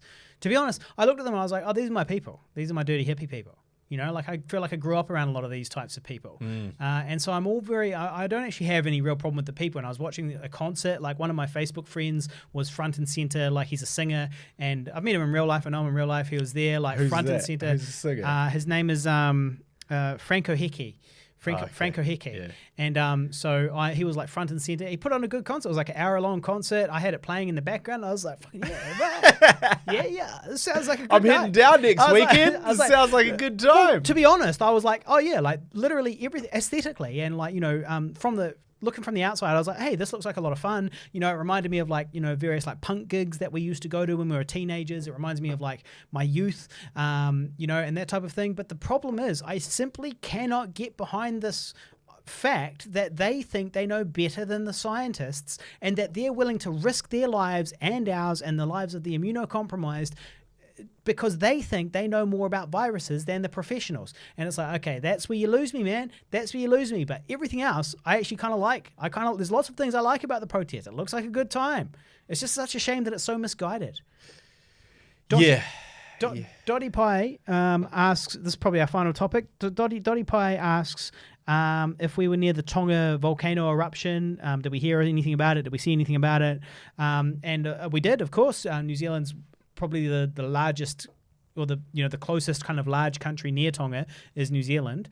And so there was some money sent over there, and there was some of our armed forces were sent, defense forces were sent over there to like help out with disaster relief and all that type of thing. And the photos on the internet were obviously extremely impressive to see it from space, how big this volcanic eruption was, and also to see the island before and after. I saw the pictures before and after. That was very interesting too, because it sort of went from an island to being like two tiny little pieces of an island, far apart from each other, and that's all that was left. And so it was quite interesting to see, Mother Nature at work and see how quickly it can happen. Typically these things happen over millions, hundreds of millions of years, but it can also happen instantly as well sometimes, and that's what happened in Tonga. And so she was saying that Dottie Pie was saying on the live stream that she wants to know, if we were close to it and how it affected us. Well, the truth is that it didn't really affect our day-to-day lives, although we do extend our sympathies to our Tongan neighbours. Yes. But day-to-day it didn't. It was just another impressive thing on the internet as far as my personal life goes. I know a few work colleagues who are Tongan. Obviously, we have family over there that were affected by it. Yeah. So it is very serious, obviously, and obviously heart goes out to those people that were affected, but like for us personally, we haven't had to deal with too much fallout with regards to that. No. I do remember one time 10 years or so ago, a volcano went off in Chile, and it went up, it blew a bunch of stuff into the stratosphere. That stuff the dust went all the way, microparticles, they went all the way around the earth in like some jet stream, and then came back over Auckland. So Auckland and Chile are like kind of across from each other, across the Pacific Ocean. And so that basically went the other way around the earth and then came above Auckland, and then meant that I couldn't fly out to Argentina, which is where I was going, because it delayed the really all the inconvenient. It was super inconvenient for me. So that's very similar to the Tonga thing, is what I'm saying. Really frustrating. Extremely frustrating. Well, on extremely frustrating, you got something else? Nah, not really. I was just going to start on those protests again. Yeah, we're going to get back into that. No, we can save that one for next week. Yeah. We can save complaining about the protesters for next week. Protesting the protesters. Yeah. Well, there is a movement to protest against the protesters, because people are getting a bit sick of this shit. It's like, I would be okay with, I wouldn't care. Like Black Lives Matter, I was all for it. Occupy Wall Street, again, didn't bother me. I was kind of cool with all of that stuff. Made sense to me. Let's not fight against the virus which is killing millions of people. You dense motherfuckers. You're embarrassing yourselves, you fools. Let's ignore how we can get back to normal life. Yeah. And reduce the effects of a global pandemic. It would be okay if they had like an alternative. Like, okay, so they're like, okay, I'm anti-mandate. This is also where the mandate people lose me, because I'm like, okay, cool. They might be anti-mandate, right? I'm pro-freedom. I don't really like being told what to do, but there are certain occasions where I can understand that we all need to behave well in order for the better of the group, for the benefit of the entire group. So for example, say there was a global pandemic and we all needed to stay home in order to not spread the virus for a little while. Okay, cool. Say there was a global pandemic and you need to have some mandates in order to kind of spread people out, basically. That's what the mandates are doing. They're essentially just kind of spreading people out, making sure that people are vaccinated and making sure that people who are unvaccinated vaccinated are not necessarily going into, a bunch of, because they're more likely to have the virus and to suffer, to spread the virus because it's more severe for them. So their respiratory tracks are like spitting it out more than a vaccinated person and all this type of stuff. It makes sense. It all makes sense to me. And there's nothing's being forced on anybody. But so when they, where they lose me is that they think that, I can't remember what I was going to say there. But basically like you can't. Well, it's like there's no option. Like that's the thing. That was their better. That was what I was going to say. Is what was their better option? What's their better option? If there was a better option, I'd be like, yeah, okay. It's to hang the politicians, Harley. Yeah, exactly. So they're like, let's hang the politicians, not wear masks, pretend it isn't happening. Yeah. And just go about our daily lives. Let the immunocompromised die. Let the elderly die. Let our hospital systems be overwhelmed. Lose a bunch of the workforce. All of this stuff. Let's just do all of that. That's their answer. When you're like, well, okay. I don't like the mandates either. What's your alternative? Fucking let people die. Do nothing. That's their alternative. And it's like, okay, you really are stupid. You're really, really stupid. You're a stupid person. Yes. If you're at that protest, you're a stupid person. It's hard to negotiate with people who they don't have, like, their plan A is to abolish something. But no plan to fix it. But yeah, exactly. So they're like, we want to blow up this situation. We just want to explode it. Yeah. But then we have no strategy or idea, because why would they? If they are because they're not politicians, they're not. But also, that's the problem. Professionals, they're not even educated. If you want to sit down and negotiate with protesters, you go, okay, well, what's your problem? And you go, well, I don't believe COVID is real. Yeah. Okay. Or I don't believe COVID is a danger. Yeah. Or I don't believe COVID has killed millions of people worldwide. And so if any of those things are part of the start of the conversation, that doesn't leave much room for negotiation, because essentially you're negotiating with someone who is refusing to accept the truth and therefore refusing to accept certain elements that are required to start a negotiation. Exactly. And I think that is a big problem for, the police are like, de-escalate. And it's like, yeah, de-escalate to what? Send Jacinda out there to get hung? Get hung? Is that, like, these people are fucking crackpots. I think a real boss move Yeah. would be that if Jacinda does have to negotiate with them at any point, she just walks out there. Just walk out there. Just walk among them. See what happens. Do you think they'll kill her? I think maybe they'll just throw stuff at her, throw eggs at her and stuff like that, like a bunch of petulant children. I wouldn't personally like to be part of that social experiment. Yeah, well, no. Well, either side of it would be bad, really. You're either going to jail or you're at best getting rotten eggs on you. But it's just interesting because it's like, yes, you can't negotiate with, like, it's like negotiating with someone who believes the earth is flat. Exactly. And they want certain regulations put in place to accommodate the earth. flatness of the earth. Yeah. And then it's like, well, but the problem is it's round. Yeah. The problem is it's round and none of this works. So it won't work. This is insane. Those things that you want won't work because of the roundness of the sphere that we're on. Yeah. And that, I think, is where, so there's no negotiating with them. We just got to get out the pepper spray. Nah, we can't escalate it. I'm on the non-escalation then you just got to let them live there. Let them live there. And then cut their benefits. Yeah. But the issue now is, and this is the problem, is that it's like... They're getting foreign money. Yeah, they're essentially being financed. They're getting that Trump money. They're getting that Trump money. That's the reason that it's like, yes, they will not be getting support from the government. They are not looking for work right now. I think that's fair to say. They're not looking for work. And so it's like, okay, normally you'd go, fuck, I got $0 in my bag. I better go home to either get the benefit or get work. Yeah. But now it's like, yes, now these foreign funders are coming in and being like, oh no, here's some money for the herb garden that you've got going on there, and the sausage sizzle. It would be quite cool if this turned into sort of a case study for socialism and how it can work. So basically they're just there, they're getting this funding from wherever, it doesn't matter where it's coming from. What's interesting is whether or not they can successfully use that money, keep corruption out, and create a little utopia on the doorstep of Parliament. If they could do that, I'd be pretty impressed. And look, that's the truth, is that it does have to be a waiting game, because you're right that essentially that's the test they've been given, is like, can they function as a society? It's a siege. As a normal society with this outside funding, can they function as a society for an extended period of time without, sort of degenerating into lawlessness, into, the extreme radical views of some of these people now encroaching upon the normies within there, with the more modest outlook on the whole thing. And Reasonable. Of course, the answer is no. It's a matter of time. It's a ticking time bomb. But how long that will be, well, we don't know.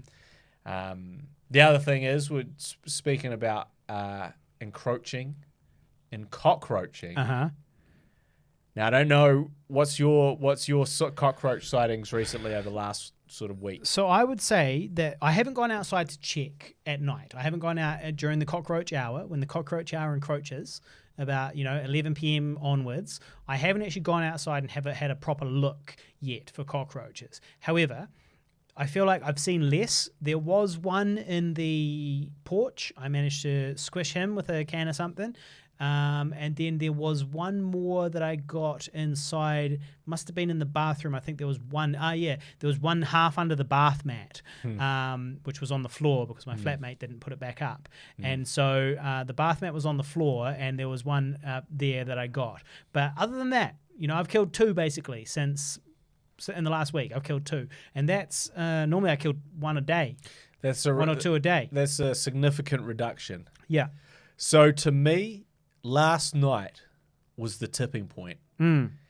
As Obi-Wan Kenobi once said, the cockroaches will return, and in greater numbers. And so to me, I'd been living the good life. I hadn't, obviously I'd seen the odd one, but barely a peep. Compared to the 6 and they're very respectful. The ones that are left are very respectful. Compared to the 6 or 7 that would just be milling about the front of my fucking doorstep, it was a dream. But yesterday, there was some disturbing signs. Yeah. So there was a real giant one just on the wall of our studio here, like just crawling along, and I was like, one, that's a really big cockroach. Yeah. Well, 2, like a comical, like my one, like the novelty toy size one, where you're like, oh, that's obviously a joke. Yeah, I was like 2, I haven't seen them, and then I saw another one scuttle across the floor, and then I saw a third one. So this was all sort of simultaneously, and this was on the wall of next to my stairs. When you say simultaneously, you mean simultaneously there was 3 at one time? Exactly, and that's what scared me. Well, if the place next door, if the chip shop next door has also shut down, I'm afraid that's going to maybe make it our research. It's going to affect our research, because we did the spray, but then the chip shop also closed down, which means that there'll be a lot less fat and grease and all sorts of stuff next door. So that can also have an effect. So it might have ruined our experiment. Yeah. So to me, it's like they're returning. And we need to strike another decisive blow, much like the protesters. We needed to strike a decisive blow to put them off parking up and living at our residence again. These protesting cockroaches. And so, these cock testers. It's not on. So, I'm definitely concerned, because now it's just getting a little bit too real with the 3. I blasted one of them with the spray. He ran away. And died a miserable death. I saw another one dead. I'm assuming not the same one, next to my recycle bin. And then that giant one just crept away under the deck. But so that's the cockroach update. If anyone knows how we can get to the alien queen and get one of those giant mechanical suits that you get into and just to kill them from aliens. Yeah, if anyone's got any tips on getting to the cockroach alien queen and how we can do that, would love to hear your thoughts on the live stream, because right now they're coming back. This is like Alien 3, where she thought she got rid of them all, and then one ends up basically nullifying aliens, just ruining aliens, just ruining the whole movie. Yeah. One cockroach ruins the whole Aliens movie and kills her. Spoiler alert. Kills her, kills Newt, and kills Hicks. Well, Hicks died on the way in. Yeah, but he died because of He died because of a crash. Oh, because of an alien. No, because I think it was the acid went through his thing or something. Okay.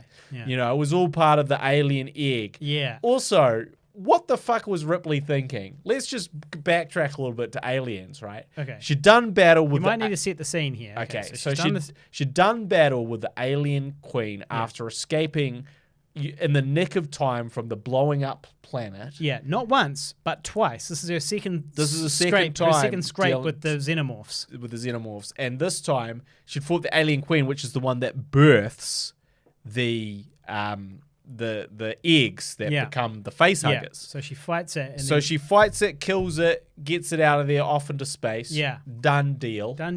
Right? Didn't check the ship. And she just goes, cool, well, I'm going to sleep now. That was an exhausting battle. No, I would certainly not suspect the alien queen of maybe laying some alien eggs, as alien queens do. I'm just going to go to bed now for 50 or 80 years or however long it is. Or 10 years, or I don't know. Why, if the alien was there for 50 years while she was traveling, why would it only kill one of them? It would really need to eat all three of them, I think, in 80 years. Well, for starters, just to be fair, it could have been 6 months or something. Right. I don't know, but also it was Suffice to say, it'll be quite a while, though. Yeah, so...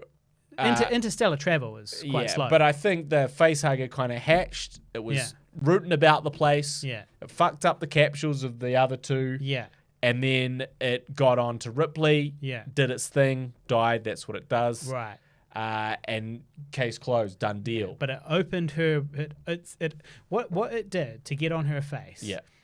It somehow opened the cryogenic chamber that she was in, which is directly connected to her life support, and I'm sure incredibly difficult to get into. It punched the digits in. It got in. It climbed on her face. Yeah. It inseminated her face. Yeah. And then it climbed off. Yeah. It shut the door behind it. Yeah. Turned on her life support again, and then died somewhere. Yeah. Then she woke up 80 years later with the alien inside her. Yeah. And so begins the third movie. Yeah. So that was a very conscientious facehugger. It was very good of it to be honest, turn on the life support again and all that. It was great. I feel like we're botching some key details here. Probably. Really botching some key details, but to my mind, that's the gist of it. She did definitely punch in the digits to open the cryogenic thing to do the face hugging. Yeah, you have to. So all right. So look on. Well, Dottie Pie had to nip away. She's come back now because her pizza came, and on pizza coming, we will wrap it up because this is the end of the show. There was also, you said coming back earlier. You said something about coming back. And speaking of coming back, we will be back on next Sunday, 5 p.m. every Sunday. We'll be here. If you want to check out our latest highlight, please go along to youtube.com and search for the Guy and Harley podcast. And you can check out our new highlight, which is currently going viral, 1.5 thousand views in the last less than a day. So that's pretty good by our standards. Please go and check that out. We're doing a lot more highlights thanks to Tyler, the VFX creator. Shout out to Tyler. Doing some great work. And facebook.com/Guy and Harley if you want to check us out. And also check out olderfilm.com. What does Tyler say there? That's why they got those big digits. He's talking about the face huggers. To put in the codes, putting in the code to open up the cryogenic thing to... It's really the tail. I guess they got the fingers. Yeah, they got the fingers. They got the fingers. Yeah, got the fingers. And so facebook.com/Guy and Harley. Pigville.com, patreon.com/Pigville, and also youtube.com/Pigville and the number 2. That's a big one as well. All the links are down below, though. You can find them. Thank you very much for watching, and make sure you tune in next Sunday for the next episode of the Guy and Harley podcast. I would like to shout out Right Wing Richard, who also a listener of the podcast, who would have died for the fish and chip shop next door. Yeah, he offered up his life for any small businesses, if you'll recall. That's true. I do remember that. He said he would offer up his life to keep small business in New Zealand alive. I want you to really think about that, Richard. If you go there and just eat something, you'll be offering up your life. I was going to say, you're really undervaluing your life, because if you'd eaten those chips and you'd had one bite of that fish, you'd be like, nah, I need to stay alive for this one. Yeah. Your guys can die. I'm staying alive. My life is way more important than this particular small business. Yeah. That's all I'm saying. Dottie Pie says that it's 3 a.m. where she is, and she has to stay up if she wants to watch us live, because we start at 5 p.m. New Zealand appreciate time. the support, 3 a.m. I can't Dottie. remember where Dottie is, but we do appreciate that. I think Dottie is in America somewhere, but obviously the 3 a.m. part of America. So thank you very much to Dottie for doing that. That's dedication, and we appreciate that from the listeners. So shout out to the Sifty 150 listeners. Also, I should shout out Naomi Kibbe, who was the one who told me to watch Bo Burnham's Inside, and I haven't watched it yet. I've just seen snippets. Recommended that as my next watch. I'll watch it before the next episode. Let me know what you think. Yeah. Let me know. Dottie Pie's in Canada. She's up there. It's all icy and cold. The snow's like 6 feet deep. She's in a log cabin, and her partner's outside playing ice hockey. Their face is hideously scarred from the ice skates, and this person, male or female, has a large beard. I'm just picturing all of this. And they drink. They drink maple syrup direct from the tree. I can imagine this partner of Dottie Pie just going up and grabbing like a something and like a tap and jabbing it into the side of a tree and just drinking maple syrup and then going ice skating, on top of the snow. Calgary, Alberta, Canada. I believe that is the home of the best there is, the best there was, the best there ever will be. Do you know what I'm talking about? Alex Savage. Brett. Hitman! Yeah. I knew. I was just playing with it. I was just playing with it. I actually saw an interesting story about a Canadian recently, which we won't delve into this week, but it was a historic crime story about a Canadian man that went into the American desert. He changed countries, went to the American desert, and he had just gone like rob cabins and stuff like that, and just pinch survival stuff, really. And he was just in the middle of nowhere. He just wanted to be left alone. That's all he wanted to be. He just wanted to be left alone.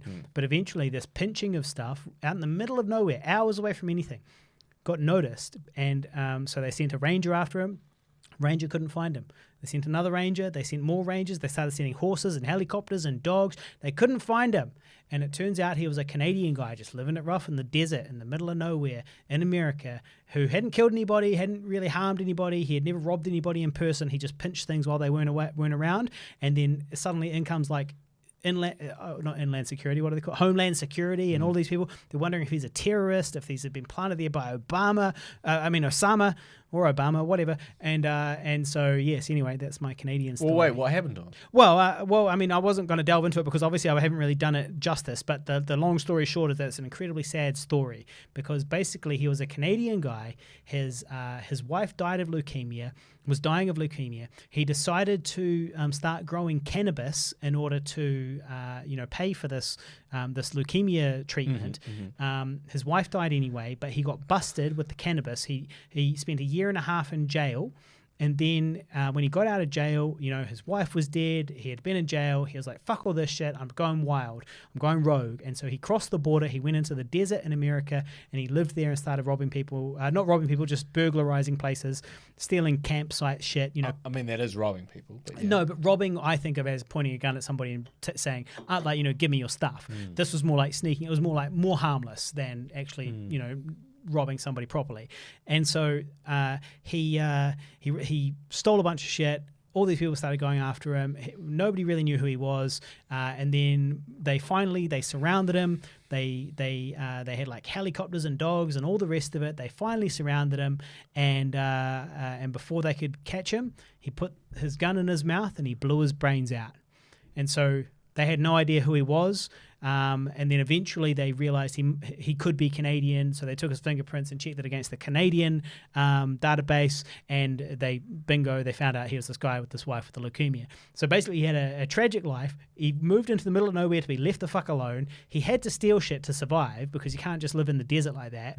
And then the cops wouldn't leave him alone, and then he blew his head off as they closed in on him. And I was like, that's a movie right there. That's a script right there. That's a great story of this guy who didn't even necessarily know that there was so many people after him because he's in the middle of nowhere. Didn't have a cell phone. He had no idea what was going on. He just knew that there was these cops chasing him for some reason. So yeah, shout out to our Canadian listeners such as Dottie Pie. She also says the new Ghostbusters and Predator movie was filmed there. There you go. Speaking of documentaries, good news about your one. Well, oh yeah, I forgot about that. So it has been selected. My new documentary, Glimpses, has been selected for the socially responsible, socially relevant film festival relevant in New York, which will be playing in March. And I just conducted an interview about the film on the Socially Relevant YouTube channel, which I did at 7:30 this morning. It was very hard for me to wake up that early, even though I'll be doing it every day now that I'm teaching. But it did not feel good at all to wake up that early, and had an interesting conversation. And we'll probably have more details about that next podcast. But speaking of documentaries, I wasn't actually going to talk about my documentary. I watched another documentary on Netflix, which was about Boeing and their new 737 or 747, which had apparently a fatal flaw in its system, which essentially meant that it had the potential to crash and kill everyone on board at any given time with this new computer system that had sort of been installed in it. Now, I love... Sounds like they were using a PC. Sounds like it was a PC instead of Mac. They should have used a Mac. So to me, the fascinating thing about... I don't know why, I'm obsessed with airline crashes. But I think it's because I had a phobia of traveling on flights. And so I wanted to understand why flights crash to help me get over my phobia and understand like what goes into, making these planes crash, because it's not like it happens every day. And basically this new documentary... They don't tell us that it happens every day, but... This new documentary kind of explores this sort of new Boeings, which New Zealand bought some of. And in New Zealand has those? Not anymore. Or they may, but they've now been fixed. But essentially it was basically this documentary which covered... Downloaded a patch. Why essentially two of these new, like sort of brand new Boeings with 150 people and 180 people on board respectively just fucking crashed. Like they just took off and then they just crashed. And it was like, well, what's going on? Because Boeing previously had this very safe, this great safety record. It was one of the things they championed. It's one of the things they were known for. And essentially, they were sort of these engineering geniuses. And basically what had happened is that they'd installed this new system into the airplanes, which essentially is when an airplane goes up on too higher incline, the computer corrects the tail so it evens out a bit, so it's not going up too high at too dramatic a rate, which is a safety thing, basically. And then it has the sensor on the side that dictates that, and it will course correct down a little bit for it to say, okay, no, you're traveling up too high. We need to course correct, so we're gonna even it off a little bit. So that's the idea. Unfortunately, this computer system was basically, in these two instances where it crashed, was essentially the planes were just taking off. But the sensor was sending faulty information, and it was like, no, you shouldn't be going up this high. Correct, the opposite way, and basically made these two planes plummet into the ground to their doom immediately. Now, what's fascinating about the story is that Boeing knew that this could potentially be an issue. And they're like, And they were like, let's so risk it. for starters, they declined to give training on this new system they put in place. So essentially they're like, this is just like the old Boeings, right? So your pilots don't need to know anything new. Everything we've installed, they don't need to worry about it. They just need to do everything they've always done and they'll be fine. One of these planes took off, crashed into the ground, and they're like, okay, you know what? Everyone needs training. So training is actually important, and we're going to add a little bit of training about this thing. But what they found about the system is that if a pilot didn't understand what the problem was and respond within 10 seconds of understanding what the error was, the plane would crash into the ground and kill everyone on board. And so basically these pilots were essentially fighting the plane's automatic system to send it plumbing into the ground, and they couldn't. The second one, they understood that this was the issue, and they turned it off, but it took longer than 10 seconds, and it was too late. They crashed into the ground. This led to every single fleet of these particular Boeings being grounded in every single country in the world.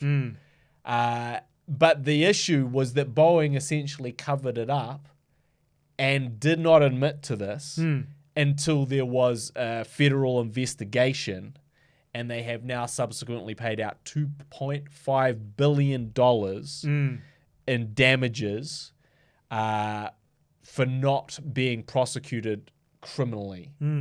But it was just a fascinating thing because it was basically like they went from safety as their bottom line to profit as their bottom line. And in that profit as the bottom line, they introduced this fatal flaw into the system, which was not checked, which was ignored. Like the engineers were like, hey, this could be a problem. We need to look at this. We need to address this. They also, this sensor that controlled this auto nosedive system, there's one sensor for the plane. Right. And there can't be one sensor for anything, No. any failure point. You get a false positive, away you go. Yeah, any failure point must have at least two systems to be calculated. Yeah. So anyway, don't get on one of those 747, or I'm sure they've released a thing now. Well, I'm I'll be not okay sure. anyway, because whenever I fly domestic, I always pack my own parachute. So I'll be fine. And if we land in the water, I'll be chucking the fat guy next to me into the water and using his old ass as a flotation device. Well, the disturbing thing about the second one, they took off from Ethiopia, they just crashed into the ground, and they're like, there was no plane. It was just a giant hole in the ground, like a hole that had, because it had essentially gone into the ground at 537 miles per hour. Yeah. And just left this giant crater. Yeah. If that happened to me, it'd just be me sitting there in the middle of it all, just without a scratch on me, right in the middle. No plane, no clothes. What movie no did that clothes, happen in? just me. There's a movie and it basically cuts out and there's one guy. Yeah. And it's like that. It's like in this wreckage of this plane and everything's gone and there's one guy like, huh. oh, fuck. Yeah. And I think it was based on a real story. Yeah, well, it has happened. Dottie Pie asks, do we play Mario Kart 8? The answer is no, because we don't have time to play any video games. Neither of us are playing video games, despite both enjoying video games. However, the last game I played was Resident Evil 8. My last video game I played was Red Dead Redemption 2, and I'm still only 50% of the way through it, as I have been. I haven't turned on my PlayStation since moving into this house 6 months ago. However, a long time ago. It would be quite cool to get Mario Kart 8 and play it on the live stream on our YouTube channel, on the podcast YouTube channel, as like bonus content, where basically we just stream us playing it. We've got a camera each, and we set it up here somehow, and we play it. And that could be a fun thing to do for the listeners. So you guys let us know if you want us to do that. We can probably organise that relatively easily. So, let us know. Is there a market out there for that? Do you guys want to actually see us playing video games together? I think it'd be kind of fun every now and then. All right. Well, look, on that note, I think my dinner's ready, or nearly ready. And my work is ready to do. Well, that too. I'm until halfway. 2 a.m. I'm halfway through my GST return. I was doing my GST return today, and then I had to break it up to come here and entertain the masses. But Facebook.com/Guy and Harley, YouTube.com/Pigville, and the number 2. Those ones are good. All the other links are down below. You can find them. Patreon's the important one. YouTube's the important one. Olderfilm.com is also a really important one for us. And make sure you hit like and thumbs up wherever you are right now. Make sure you hit thumbs up. Make sure you subscribe. If you can give us a review, if you're on iTunes or anything like that, please do that for us, because it really does make a huge difference to us. And in particular, Patreon. Patreon is what's paying for the highlights that are being cut together. Patreon's what's paying for the hosting of this podcast on our podcast hosting website. So all of that's really important. So if you would like to support us financially, please do consider clicking on the link below for our Patreon, because that makes a big difference. And otherwise, next Sunday we'll be here. I'll see you then. Also, if you're traveling, you want to be traveling on an older Boeing or an airliner. Okay. There you go. Travel tips during the global pandemic. So when you need that travel tip in 5 years, keep that in mind. All right. Thank you very much, everyone. We will see you later.